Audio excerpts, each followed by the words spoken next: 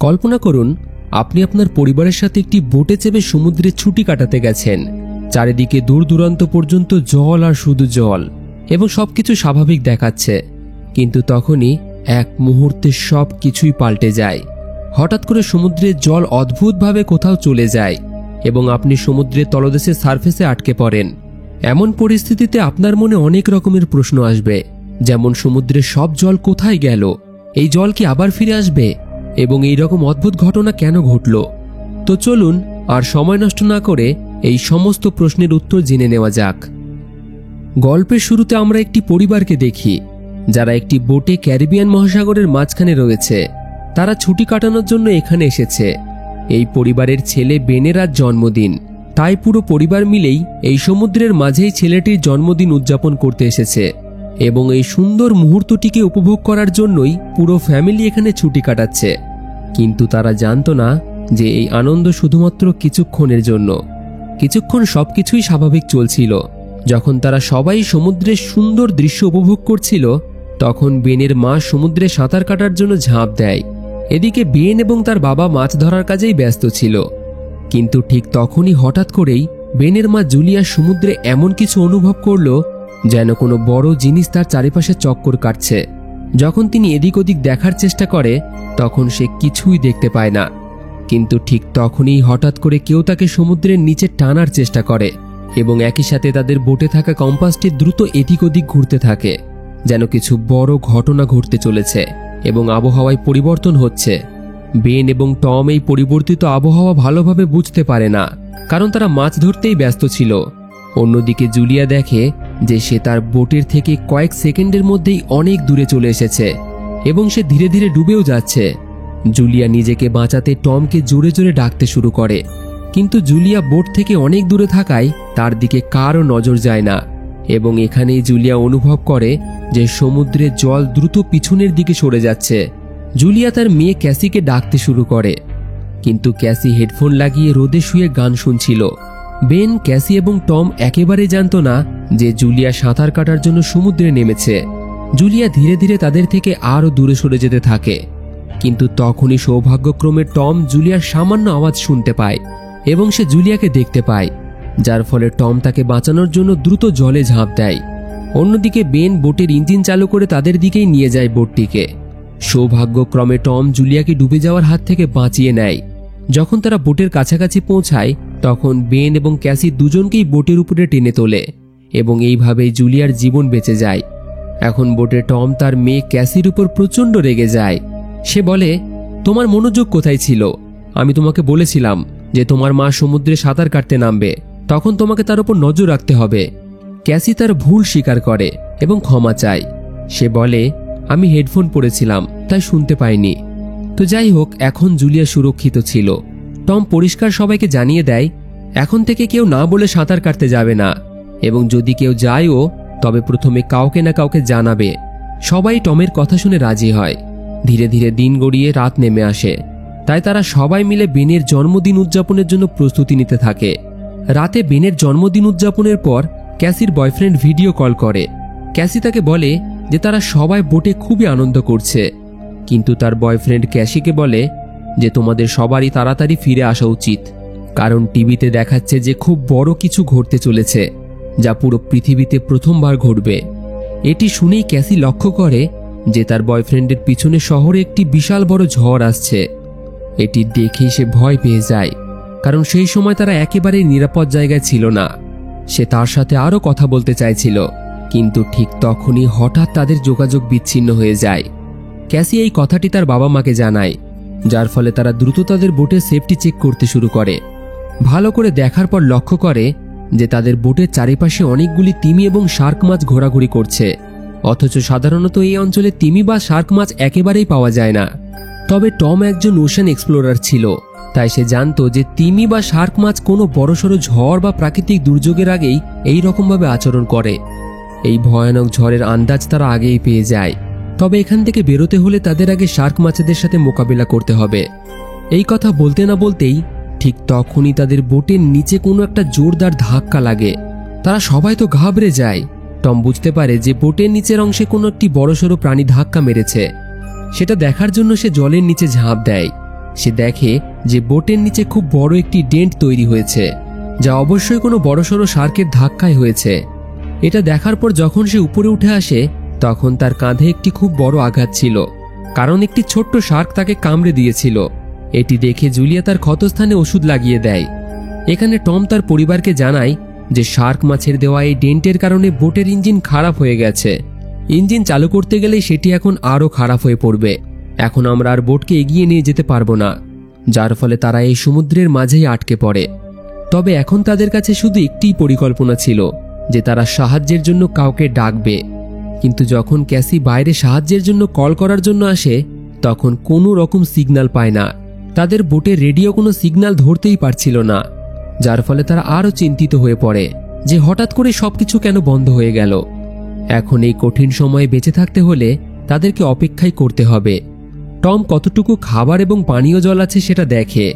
তাদের কাছে শুধুমাত্র 4 দিনের খাবার ছিল এবং আর কিছুই ছিল না, কিন্তু বেঁচে থাকার আশা ছিল তাদের মধ্যে, কারণ তাদের ছোট্ট বোটটি যেখানে ছিল সেটা একটি শিপিং রুটে ছিল। এখান দিয়ে প্রায়ই অনেক জাহাজ যেত, তাই কোনো না কোনো জাহাজ তাদেরকে অবশ্যই দেখতে পাবে, তারাই তাদেরকে এখান থেকে উদ্ধার করবে। এখন তাদের এইসব কথা বলার মাঝেই বাইরে থেকে একটি জোরদার আওয়াজ শুনতে পায় তারা। যখন তারা বাইরে গিয়ে দেখে তখন একটি বড় উল্কা তাদের দিকে আসতে দেখে। সেটি তাদের বোটের দিকে ছুটে আসছিল। এটা দেখে বাঁচার জন্য টম তাড়াতাড়ি তার বোটের অকেজো ইঞ্জিনই চালু করে দেয়, কিন্তু সে জানতো যে ইঞ্জিন চালু করলে সেটি খারাপ হয়ে যাবে, এবং সেটাই হয়। ইঞ্জিনটা কিছুটা চলেই বন্ধ হয়ে যায়। তবে যদি সে ইঞ্জিন চালু না করে বোটটিকে এগিয়ে না নিয়ে যেত তবে সেটি সরাসরি তাদের সাথে ধাক্কা লেগে যেত। টম দেখে আকাশ থেকে পড়া বস্তুটি আসলে একটি স্যাটেলাইট ছিল, আর এই কারণেই হঠাৎ রেডিও এবং টেলিফোনের সিগন্যালগুলি কাজ করা বন্ধ করে দিয়েছিল। তারা সবাই এই দুর্ঘটনা থেকে পুরোপুরি সামলে উঠতে না উঠতেই ঠিক তখনই আরেকটি উল্কা তাদের দিকে আসতে শুরু করে। এখন নিজেদেরকে বাঁচানোর জন্য তারা আর কিছু করতে পারে না। এই কারণে তারা বোটের নিচে গিয়ে লাইফ জ্যাকেট পরে নেয়, যাতে বোট উল্টে গেলেও তারা সবাই জলে ডুবে না যায়। যখন তারা বোটের ভিতরে ছিল তখন বোট খুব জোরে জোরে দুলতে শুরু করে। তারা সবাই বুঝতে পারে এবার তারা আর বাঁচবে না। তখনই হঠাৎ তারা একটি জোরদার আওয়াজ শুনতে পায় এবং তারা সবাই জ্ঞান হারায়। যখন তাদের জ্ঞান ফিরে আসে তখন তারা দেখে যে তারা জীবিত আছে, যদিও তাদের ছোটখাটো আঘাত লেগেছিল। তবে অবাক করার বিষয় ছিল তাদের বোটের ভিতরে অনেক ছোট বড় ফুটো তৈরি হয়েছিল, কিন্তু সেই ফুটো দিয়ে জল ভিতরে আসছিল না। এটা দেখে যখন এই পুরো পরিবার তাদের বোটের থেকে বাইরে বেরিয়ে আসে তখন বাইরের অবস্থা দেখে সবাই অবাক হয়ে যায়। তারা দেখে যে তাদের বোটের নিচে জলই নেই। তাদের বোটের আশেপাশের জমিতে মাছ পড়েছিল। তাদের বোট একটি জনশূন্য পাহাড়ি এলাকায় ছিল, যেন তারা অন্য কোনো জগতে এসে পড়েছে। এই জায়গাটি রাতারাতি পুরোপুরি পাল্টে গিয়েছিল। যেখানে কাল রাত পর্যন্ত জল ছিল সেই জায়গাটি এখন উঁচু উঁচু পাহাড় এবং অনেক গর্ত দেখা যাচ্ছিল। তবে তারা খুব তাড়াতাড়ি ব্যাপারটি বুঝতে পারে তারা কোনো মরুভূমিতে নয়, বরং তারা এখনো সমুদ্রের মাঝখানেই আছে। শুধু সমুদ্রের জল এখান থেকে কোনো অন্য জায়গায় চলে গেছে। টম তাড়াতাড়ি তার কম্পাস বের করে এবং দিক দেখতে শুরু করে। কিছুক্ষণ পর বুঝতে পারে যে এটি অবশ্যই পৃথিবীর প্রাকৃতিক কিছু গন্ডগোলের কারণে হয়েছে। পৃথিবীর মেরুগুলি পাল্টে গেছে। উত্তর মেরুর জায়গায় দক্ষিণ মেরু চলে গেছে, আর দক্ষিণ মেরুর জায়গায় উত্তর মেরু চলে এসেছে। এই কারণেই আগে যেসব সমতল ভূমিতে লোক থাকতো সমুদ্রের জল সেখানে চলে গেছে। এখন সমুদ্রের জায়গায় উঁচু উঁচু পাহাড় এবং ফাঁকা জায়গা তৈরি হয়েছে। এই বিষয়টি জানার পর তারা সবাই তো অবাক হয়ে যায়। টম তাদের আরও একটি ভয়ঙ্কর কথা বলে যে এই প্রাকৃতিক দুর্যোগের কারণে হয়তো সমতল ভূমিতে যত মানুষ ছিল এবং যা শহর ছিল সবগুলি ধ্বংস হয়ে গেছে। পুরো পৃথিবী থেকে মানবজাতি নিশ্চিহ্ন হয়ে গেছে। এটা শুনে ক্যাসি খুবই কষ্ট পায়। সে নিজেকে বোটের কেবিনে বন্ধ করে নেয়, কারণ তার বয়ফ্রেন্ড এখন আর এই দুনিয়াতে বেঁচে নেই, সে মারা গেছে। তবে বিপদ এখনো কাটেনি। কিছুক্ষণের মধ্যেই তারা এমন কিছু জানতে পারে যা তাদের হুঁশই উড়িয়ে দেবে।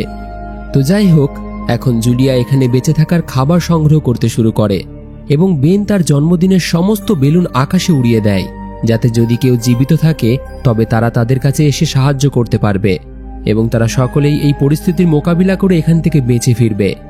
এরপর টম রেডিওর মাধ্যমে কারোর সাথে যোগাযোগ করার চেষ্টা করে, যদিও তার আশা ছিল না যে অন্য দিক থেকে কেউ উত্তর দেবে। কিন্তু আশ্চর্যজনকভাবে রেডিওতে সে কারোর কথা শুনতে পায়। এটি ছিল একজন ক্যাপ্টেন যার নাম নাটো। এবং সমুদ্রের জল যে অন্য জায়গায় চলে গেছে সেটা সে জানত, কারণ সে টমের পরিবারের মতো একটি সাবমেরিনে ছিল। টম ক্যাপ্টেনকে জিজ্ঞাসা করে যে এখন এই পরিস্থিতিতে আমাদের কি করা উচিত। ক্যাপ্টেন তাদের সবাইকে এমন একটি কথা বলে যা শুনে তাদের পায়ের নিচে থেকে মাটি সরে যায়। টমকে সে বলে যে পৃথিবীর যে মেরুগুলি পাল্টেছে সেগুলি প্রায় 1 সপ্তাহের মধ্যে আবার তাদের জায়গায় ফিরে আসবে, অর্থাৎ 1 সপ্তাহ পরে সমুদ্র আবার তার জায়গায় ফিরে আসবে এবং সেই সময় তার ঢেউ খুবই বিপজ্জনক হবে। ক্যাপ্টেন বলে, আমি তো সাবমেরিনের মাধ্যমে বেঁচে থাকতে পারবো, কিন্তু তুমি তাড়াতাড়ি তোমার জন্য কোনো উঁচু জায়গা দেখো এবং সেখানে চলে যাও, কারণ সেখানে তোমাদের বেঁচে থাকার সম্ভাবনা বেশি হবে। এটা শুনে জুলিয়া সাথে সাথেই তার ছেলে মেয়েকে প্রয়োজনীয় সকল জিনিস গুছিয়ে নিতে বলে। টম ক্যাপ্টেনের কাছে হাত জোর করে বলে, তোমার সাবমেরিনের ভিতরে বেঁচে থাকার সম্ভাবনা বেশি, তাহলে কি তুমি আমার পরিবারকে বাঁচাবে? ক্যাপ্টেন বলে, অবশ্যই আমি তোমাকে সাহায্য করতে চাই, কিন্তু আমার কাছে উপায় নেই, কারণ আমার সাবমেরিনের ভিতরে আমার একজন সাথী মারা গেছে এবং সাবমেরিনে শুধুমাত্র 2 জন লোকেরই জায়গা আছে। আমি শুধু একজন লোককেই রাখতে পারবো। এখানে টম ক্যাপ্টেনকে অনুরোধ করে, দয়া করে তুমি আমার 2 জন সন্তানকে বাঁচাও, এর বদলে আমি তোমাকে আমাদের কাছে থাকা 50 দিনের খাবার দিয়ে দেব। আর আমার বাচ্চারা খুবই ছোট, একজন মানুষের জায়গায় তারা ভালোভাবেই থাকতে পারবে। শেষমেশ ক্যাপ্টেন অনেক চিন্তা ভাবনার পর তার কথা মেনে নেয় এবং ক্যাপ্টেন টমকে ম্যানুয়ালি ম্যাপের মাধ্যমে সে যে কোথায় আছে সেই লোকেশন বুঝিয়ে দেয়। এরপর টম সাবমেরিনের লোকেশন ম্যাপ অনুযায়ী খুঁজে ফেলে এবং তার স্ত্রীকে জানায় যে আমরা শুধুমাত্র 2 দিনের মধ্যে সেখানে পৌঁছে যাব, অর্থাৎ এই সমুদ্রের জল ফিরে আসার আগেই আমরা আমাদের সন্তানদের নিরাপদে সেখানে পৌঁছে দিতে পারবো। আমরা না বাঁচলেও আমাদের ছেলে মেয়েকে আমরা অবশ্যই বাঁচাবো। পরদিন সকালে পুরো পরিবার সাবমেরিনটিকে খোঁজার উদ্দেশ্যে প্রস্তুত হয়। তখন টম দেখে যে দূর থেকে একজন অদ্ভুত লোক তার সাথে কুকুর নিয়ে এদিকেই হেঁটে আসছে। টম দেখে লোকটি আহত, তাই টম তাকে সাহায্য করতে চাইছিল। সে জলের বোতল নিয়ে তার কাছে যায়, হয়তো সে তৃষ্ণায় আছে। তবে সেই লোকটি জল খাওয়ার পরেই তাকে ধন্যবাদ জানানোর পরিবর্তে উল্টে তার উপর আক্রমণ করে দেয়। লোকটি তার কাছে থাকা ছুরি দিয়ে টমকে বেশ কয়েকবার আঘাত করে মেরে ফেলে। এরপর সেই লোকটি জুলিয়ার দিকে এগোতে থাকে। তার স্বামীকে তো সে বাঁচাতে পারে না, কিন্তু দ্রুত সে বোটের ভিতরে গিয়ে কেবিনে তার 2 সন্তানকে লক করে দেয়। এরপর সে ক্যাসিকে একটি ফ্লেয়ার গান দিয়ে বলে, এটির ব্যবহার তখনই করবে যখন আমরা খুবই বিপদের মধ্যে থাকব। এটি বলার সাথে সাথে ইতিমধ্যে সেই লোকটি তাদের বোটে উঠে আসে। জুলিয়া বাঁচার জন্য বাথরুমের ভিতরে লুকিয়ে পড়ে। সেই ব্যক্তিটিকে দেখেই মানসিক রোগী মনে হচ্ছিল। সে বোটের ভিতরে ঢুকেই খাবার খুঁজতে শুরু করে এবং কিছুটা খাবার পেলে সেটি খেতে থাকে। সে এমনভাবে খাবারের উপর ঝাঁপিয়ে পড়ে যেন সে গত কয়েকদিন ধরে খিদেই ছিল। খাবার খাওয়ার পর যখন সে জুলিয়াকে খুঁজতে শুরু করে আবার, তখন সে সোজা কেবিনের দিকে যায়, কিন্তু কেবিনের থেকে আওয়াজ আসা সত্ত্বেও সেখানে কেউই ছিল না। আসলে জুলিয়া বোটের বড় একটি ফুটো দিয়ে বাইরে বেরিয়ে গিয়েছিল। জুলিয়া চুপচাপ লুকিয়ে থাকে বাইরে, কিন্তু সেই লোকটির কুকুরটি জুলিয়াকে দেখে ঘেউ ঘেউ করতে শুরু করে। এখন বাধ্য হয়ে জুলিয়াকে সেই কুকুরটিকে চুপ করানোর জন্য তাকে মারতে হয় এবং সে নিজে বোটের নিচে লুকিয়ে থাকে, যার ফলে সে জুলিয়াকে খুঁজে তো পায় না, কিন্তু যখন সে বাইরে উঁকি মেরে তার কুকুরকে মৃত দেখে তখন সে বুঝতে পারে যে জুলিয়া বোটের বাইরেই আছে। এখন যেই সে তাকে ধরার জন্য বোটের নিচে নেমে আসে, জুলিয়া আবার বোটের উপরে উঠে যায়। বোটের সামনের কাঁচ ভেঙে সে ভিতরে ঢুকে পড়ে, কিন্তু শেষমেশ জুলিয়াকে ওই ব্যক্তিটি ধরে ফেলে। সে তাকে মেরে ফেলতে চাইছিল। প্রচন্ড জোরে সে তার গলাটিকে চেপে ধরে। এখন সে কোনো মতে নিজেকে বাঁচানোর জন্য সেই খুনির সাথে লড়াই করতে শুরু করে। ক্যাসি কেবিনের ফাঁকা একটি অংশ দিয়েই সবকিছুই দেখছিল। হাতে তার ছিল ওই ফ্লেয়ার গানটি, যার ফলে সে সুযোগ বুঝেই ফ্লেয়ার গানটি চালিয়ে দেয়। লোকটি দূরে গিয়ে পড়ে, কিন্তু তার তেমন কিছু হয় না, শুধু তাদের এখান থেকে পালানোর কিছুটা সময় তারা পেয়ে যায়। কিন্তু তখনই বোটে আগুনও লেগে যায়। জুলিয়া তাড়াতাড়ি তার 2 সন্তানকে বাঁচানোর জন্য সেই বোট থেকে বাইরে বেরিয়ে আসে। বোট থেকে বেরোনোর সময় সেই খুনি আবারও তার উপর হামলা করে, কিন্তু এবার জুলিয়া তাকে লাথি মেরে পেছনে ফেলে দেয়। বাইরে আসার পর ক্যাসি এবং বেন তাদের বাবার মৃতদেহ দেখে কাঁদতে শুরু করে। তারা এইসবের একেবারেই আশা করেনি। তারা তো একটু ভালো সময় কাটানোর জন্য এখানে এসেছিল। বেন তার বাবার মৃত্যুর জন্য নিজেকে দায়ী করতে থাকে, না আমি সেই বেলুনগুলি উপরে ছাড়তাম, আর না এই লোকটি সেগুলিকে দেখে এখানে আসতো। জুলিয়াও তার স্বামীর মৃতদেহকে জড়িয়ে ধরে কাঁদতে শুরু করে। ঠিক তখনই সে দেখে যে সেই খুনি তাদের জ্বলন্ত বোট থেকে বাইরে বেরিয়ে এসেছে। তাদের এখন এখানে থাকা একেবারে নিরাপদ নয়। এই কারণে সে তার 2 সন্তানকে নিয়ে এখান থেকে পালিয়ে যায়। কিছুক্ষণ পরেই টমের জ্বলন্ত বোটটি ব্লাস্ট হয়ে যায়। এদিকে তারা দৌড়াতে দৌড়াতে খুবই ক্লান্ত হয়ে পড়েছিল, তাই তারা একটি পাহাড়ের পিছনে বিশ্রাম নেওয়ার জন্য থেমে যায়, কারণ তাদের মনে হচ্ছিল যে হয়তো সেই খুনি তাদের আর পিছু করছে না। বেন তার বাবার মৃত্যুটাকে কোনোভাবেই বরদাস্ত করতে পারছিল না। সে প্রচণ্ড ভেঙে পড়েছিল। ক্যাসি তাকে কিছুটা জল দিয়ে সাহস জোগানোর চেষ্টা করে, কিন্তু বেন বাবার মৃত্যুতে এতটাই কষ্ট পেয়েছিল সে জলও খায় না। জুলিয়া তার ছেলেকে বোঝায় যে এতে তোমার কোনো ভুল নেই, তুমি তো সাহায্যের জন্যই বেলুনগুলি আকাশে উড়িয়েছিলে।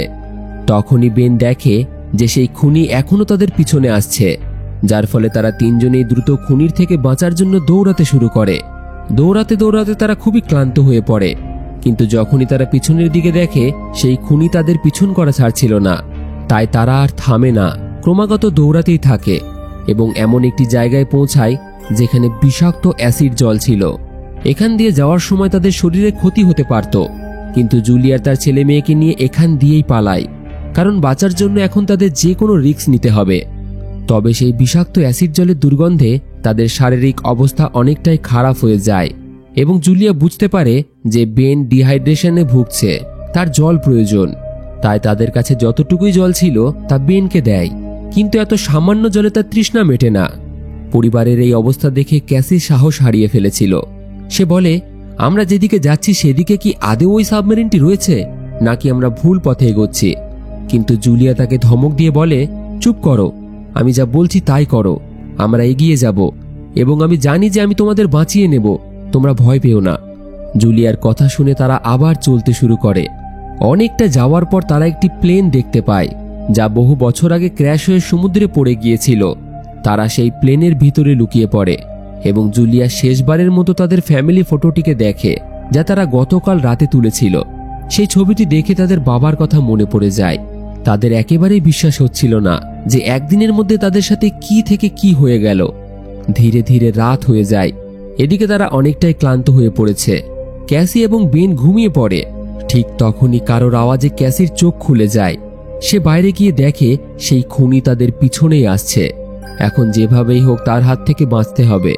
এই কারণে ক্যাসি সেই জায়গাতে বসে থাকার ভান করে, ঘুমিয়ে পড়ার নাটক করে সে। খুনিটি মনে করে যে সে ঘুমাচ্ছে। এই ভেবে যেই সে আক্রমণ করতে আসে, জুলিয়া সুযোগ পেয়ে পিছন থেকে ঝাঁপিয়ে পড়ে বেশ কয়েকবার ছুরির আঘাত করে তার ওপর, যার ফলে শেষমেশ তাকে মেরে ফেলে তারা। অবশেষে তাদের এই বিপদ কেটে যায় এবং জুলিয়া তার দুই সন্তানকে নিয়ে রাতটা সেখানেই কাটিয়ে দেয়। সকালে যখন তাদের ঘুম ভাঙে তখন তারা দেখে ওই খুনির মৃতদেহটিকে খুবই খারাপ অবস্থা করে দিয়েছে কিছুতে। হয়তো কোনো প্রাণী তাকে সারা রাত কামড়ে কামড়ে খেয়েছে। আশেপাশে হয়তো কোনো হিংস্র প্রাণী থাকতে পারে। তাই এখান থেকে তাদের দ্রুত সেখানে পৌঁছাতে হবে যেখানে ক্যাপ্টেনের সাবমেরিনটি ছিল। জুলিয়া তার ম্যাপটিকে দেখতে শুরু করে। অন্যদিকে বেন প্রচণ্ড তৃষ্ণায় জলের সন্ধানে ঘুরছিল। কিছুটা এগিয়ে গিয়ে সে জল দেখে এবং কিছু না ভেবে সেটা খেয়ে নেয়। জুলিয়া তাকে অনেকবারই বারণ করেছিল, আশেপাশের জল বিষাক্ত হতে পারে, কিন্তু বেন এতটাই তৃষ্ণার্ত ছিল যে সে জুলিয়ার কথা শোনেনি। জুলিয়া দৌড়ে গিয়ে তাকে জল খাওয়া থেকে থামায়, কিন্তু ততক্ষণে সে অনেকটা জল খেয়ে ফেলেছিল। আর এই কারণেই কিছুক্ষণ পরেই বেন অসুস্থ হয়ে পড়ে এবং হাঁটার ক্ষমতাও হারিয়ে ফেলে সে। এই কারণেই জুলিয়া এবং কেসি আশপাশ থেকে নানান জিনিস নিয়ে ছোট্ট একটি ঘর তৈরি করে, যাতে সেখানে কিছুক্ষণ বিশ্রাম নিতে পারে তারা।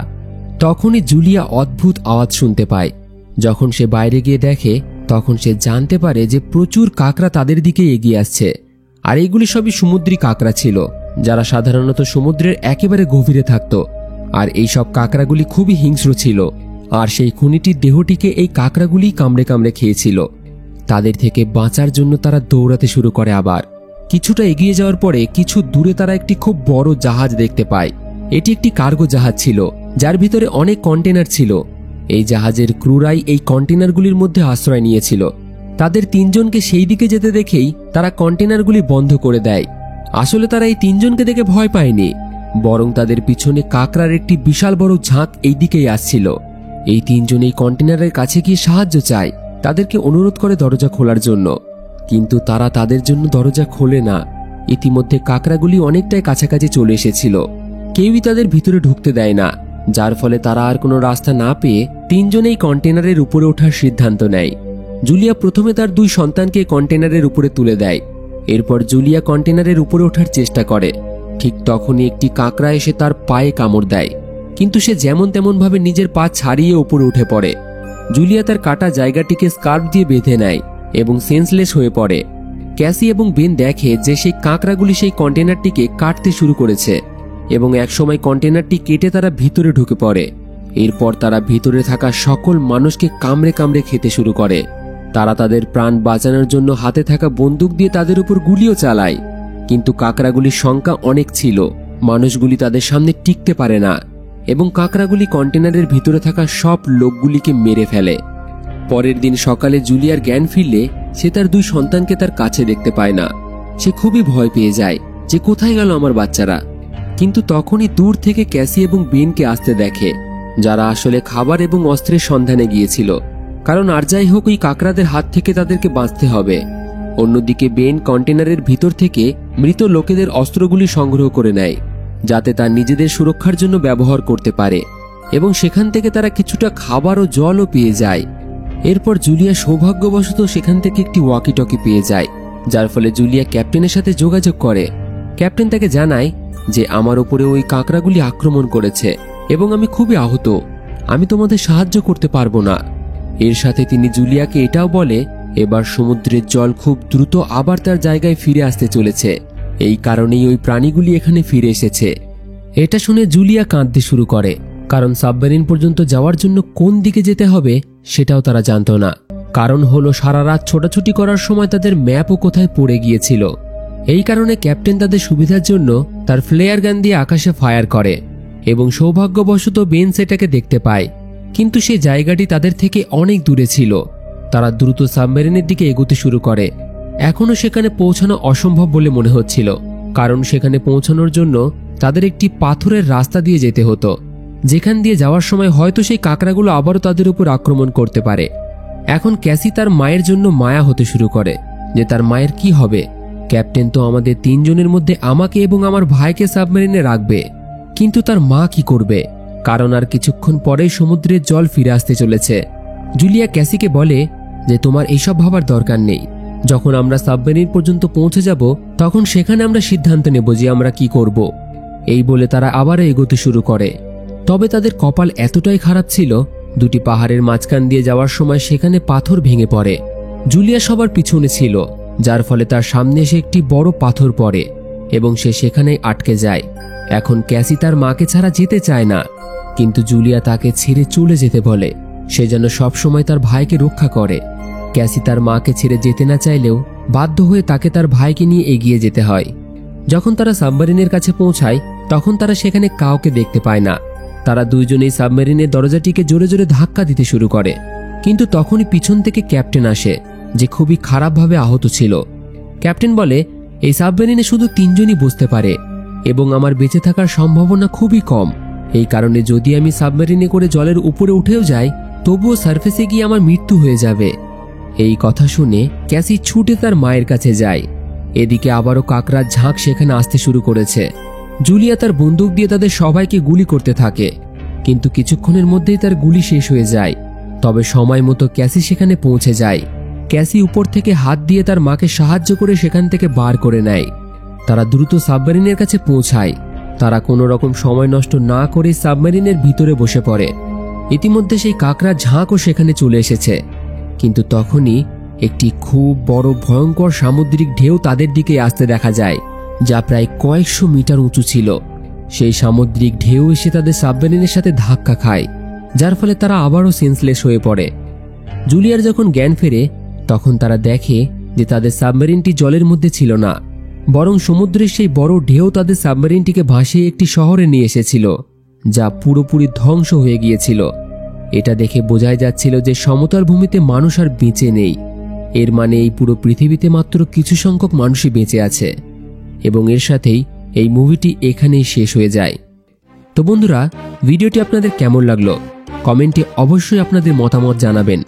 আর ভিডিওটিকে লাইক করে বন্ধুদের সাথে শেয়ার করতে একেবারেই ভুলবেন না। এইরকম ভিডিও আরও দেখার জন্য চ্যানেলটিকে সাবস্ক্রাইব করে রাখতে পারেন।